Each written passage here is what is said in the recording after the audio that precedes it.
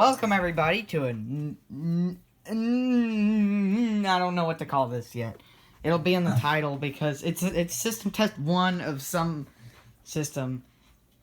And yeah, look at this. Terrible cutouts. 16 relays. Well, more like 18 because I need one for the smoke detector, one for battery backup. Phone line support and crap. Yeah, this is a feature-rich panel in the future. It's pretty not feature-rich currently.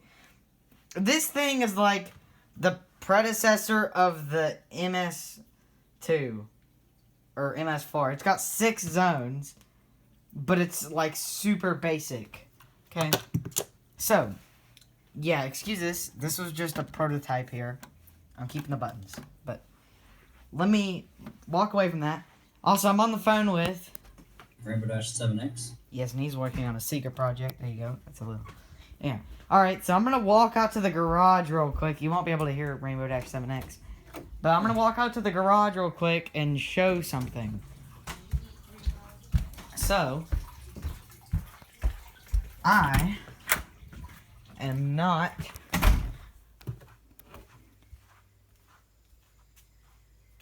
going to be keeping that panel. Or keeping the front, like, buttons and stuff. Or the, you know, the panel that has the buttons on it. Because Rainbow Dash 7X has sent me a package. It's not here yet. It'll be here Wednesday. It's supposed to be here Wednesday. Rainbow Dash 7X sent me a package that contains a lot of cool stuff. But in that pile of cool stuff, which will be a separate video, there is actually there's actually a thing. There's a giant display in there that I'm going to be using. A giant vacuum fluorescent display that I'm going to try to throw onto this, but I think it might be, like, much larger than this. Yeah, it's a giant vacuum fluorescent display, and I'm going to put the panel buttons down here, and there'll be a big giant display up here, and, like, yeah, and it's going to be big. And this is going to cover up, like, most of the panel, so it's going to look all nice and stuff. And this is like super smooth because I sanded it down with this. I sanded it down with this sanding block, and it's like super smooth. So yeah, that's that. So look forward to that video. But now let's get on to the system test. So I'm back in my room now, and let me go over the buttons. Acknowledge, option, which does nothing, silence, and reset. And excuse me, but the trouble LED just decided to like die like an hour ago. So it works, just not, it's very weird. So, now you might be thinking, why we have a trouble LED? Because we never had troubles in the last system.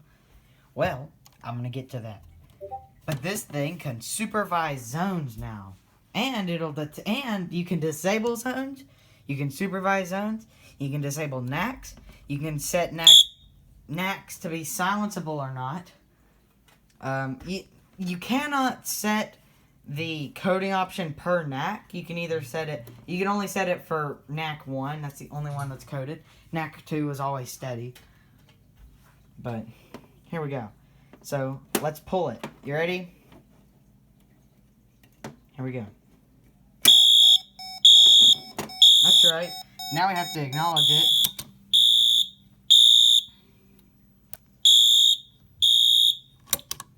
Now it's silenced. And I do have audible silence, but I'm only using this as 2-wire. See?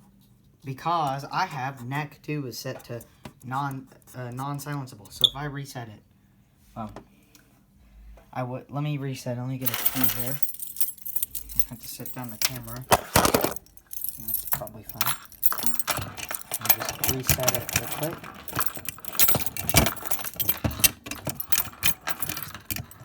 Okay, so now, if I reset the panel, okay, panel's reset. Now, if you'll watch, when I put it into an alarm, watch this. They're both on. I press acknowledge, they're both on. When I silence it, this one's set to be silenceable, and this one's set to be non-silenceable. Now, I would reset it, but I need to reset the booth station first. So let's do that. I can just, get it in there because I don't have the key for this pull station. It just seems that the FCI key works with it. So. Okay, so now I reset the panel, and now I'm going to show you that you can set them to be silenceable. So, and I'll disable a zone so if I go in here into the programming, which I'm not going to show it all, but if I go into here, where is it? Acknowledge buttons, options. Alright, here. That's zone disable. Alright, so NAC disable right here. NAC disable or NAC silence.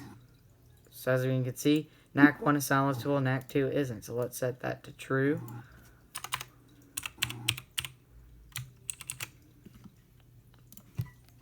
Okay, compiling, uploading. Now it's going to restart.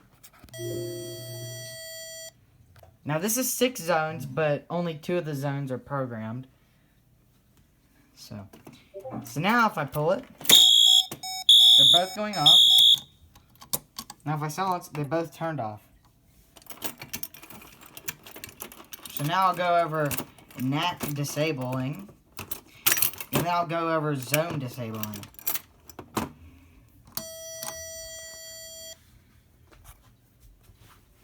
So if I go, let me set NAC 1 to NAC 2 to be non-silenceable. Alright, so now I'm going to disable the NAC.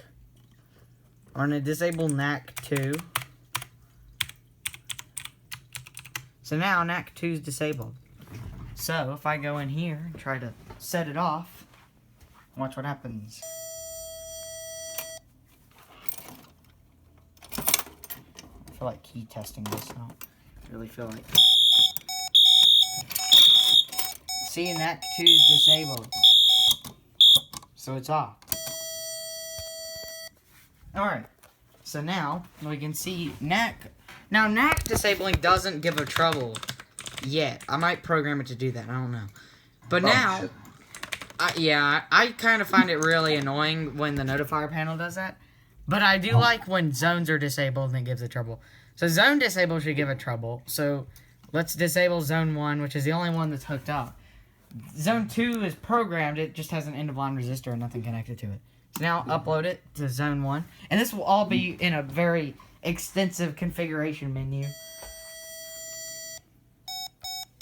Now we have a trouble. And if you were to see if there was a screen on there, you would see that it would say zone disabled. And that would give you a trouble for that. So now, if I pull it, nothing happens because this is disabled. Let me see if I reset it. See, zone. Or we get a trouble for the zone. And now if I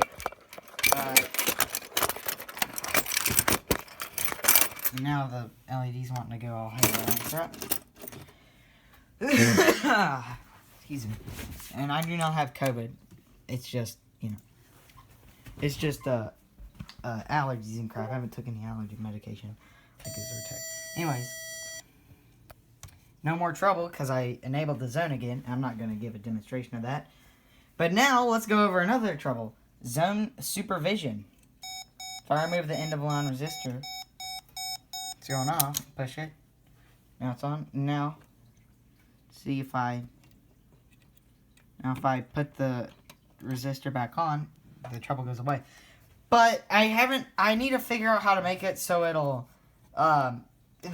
see, now if there's a trouble again, it just turns on, it doesn't unacknowledge it. So I need to make it that it'll unacknowledge the trouble if there's a new trouble, which it won't do, sadly. So, reset it, just back to normal.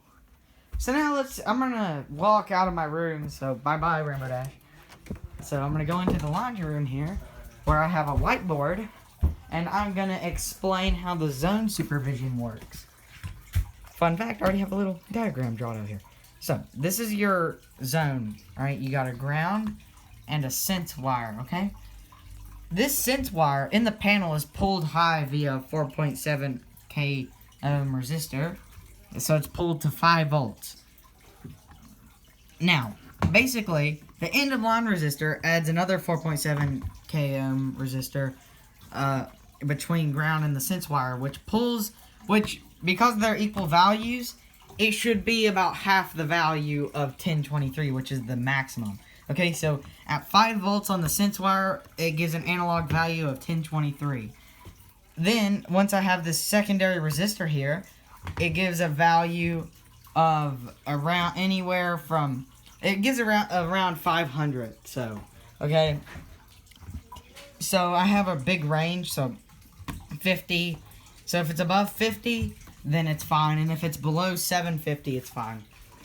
If it's above 750, it means it's an open loop, and if it's below 50, it means it's an alarm. So if I open this, it would float up way above 750. So it would go into alarm. I mean, it would give a trouble. Sorry, I got the hiccup. It's a very, and then when they're shorted out, it goes below 50.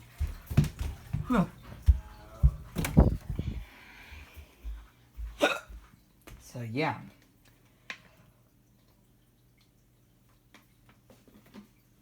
Well, I guess it's gonna conclude this system test because I got the hiccups and there's nothing else to showcase. So, I'll see y'all later.